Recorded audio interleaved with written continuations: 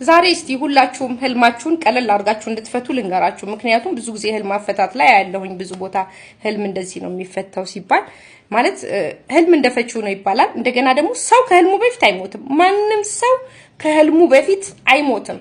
ህፃን ልጅ እንኳን ከ7 ዓመት ጀምሮ ህልም ያል ይሄንን እወቁ። ህልም ህፃን ልጆች ህልም ልናገር ሲሉ እናንተ ራሳችሁ ህልም ናችሁ ብላችሁ አታከላክሉ።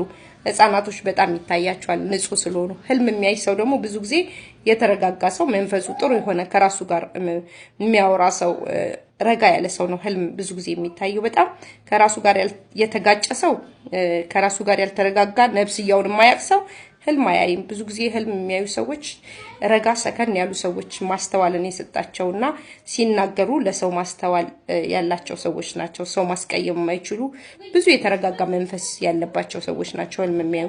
እንደዚህም ያልተረጋጉም ሰዎች ክፋት የሌላቸው ንጹህ ልብ ያላቸው ሰዎች ናቸው ህልም የሚታያቸው። ግን ህፃናቶች በጣም ያሉ ከ7 ዓመት ጀምሮና አትናቋቸው። ህልም እኔ ብዙ ጊዜ አያለሁኝና እርግዝና በህልም ምንድነው ሲሉ የሆነ ነገር የሚያወሩ ሰዎች አሉና የማይገናኝ ነገር እኔ አላውቅም። ብቻ ማንንም ብትጠይቁ ትልልቅ ሰዎች ብትጠይቁ በህልም እርግዝና ሐሳብ ነው፣ ሐሳብ ማርገዝ ነው። እርጉዝ ሆኜ ወለድኩኝ በህልሜ ደግሞ ማለት ደግሞ ሐሳብ ተወለደ ማለት ነው። እንደገና ደግሞ ልጅ በህልማችሁ የራሳችሁ ልጅ የተወለደ ልጅ አዝላችሁ ካያችሁት ደግሞ ያ ልጅ አዝላችሁ ይታመማል፣ ወይ ጉንፋን ወይ ህመም ያመዋል።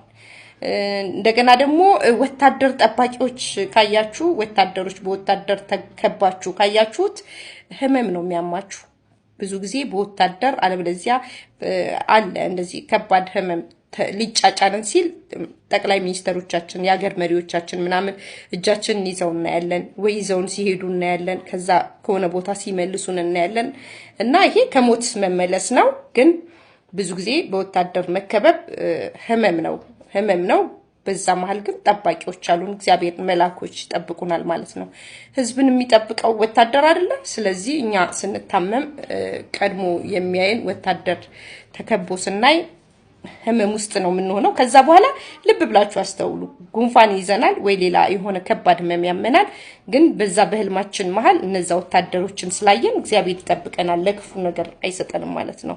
ይሄ ነው ብዙ ጊዜ እነዚህ አይነት አፈታቶችን ስላየሁኝ ልክ አይደለም። በራሴ ህልም እንደፈቺው ነው፣ ግን በራሴ ሪያሊቲ ትክክለኛ ከራሳችሁ ጋር እንኳን ብታመሳስሉት ህልም እንደዚህ ነው የሚፈታው። ሲቀጥል ደግሞ ከውሃ ውስጥ የዋኛችሁ የምትሄዱ ከሆነ ከአገር መሻገር ነው። አገር ለቃችሁ ትሄዳላችሁ ማለት ነው።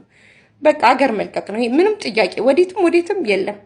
ቀን ጠብቆ 3 ወር የሚሆን 6 ወር ከአገር ትወጣላችሁ።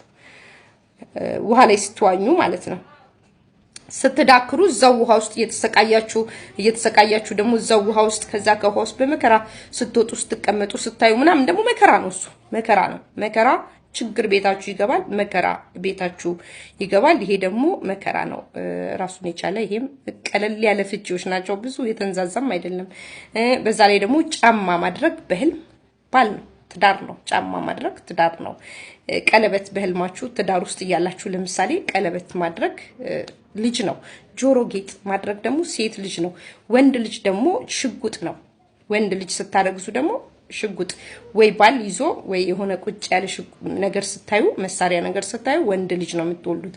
ጆሮ ጌጥ፣ ጸጉር ጌጥ፣ ጫማዎች፣ ትንንሽ ነገሮች ጫማ ምናምን ይሄ ሴቶች ላይ የምናደርጋቸውን ነገር ስታዩ ደግሞ እሱ ደግሞ ሴት ልጅ ትወልዳላችሁ ማለት ነው። እና ብዙ ህልም ነግራችኋለሁ። ከዚህ በኋላ ደግሞ ስለ ህልም እንቀጥላለን ማለት ነው። ጥያቄ ካላችሁ እንደዚህ አይነት ህልም ምንድነው ካላችሁኝ ደግሞ ሁሉንም እንመልሳለን። ብዙ ጊዜ ሰው ቤት ስለማየው ነው ይሄ እርግዝና የሚለውን ለዛ ነው ትዝ ብሎ ይቆይ እስቲ ላስረዳቸው ብዬ። ይመቻችሁ።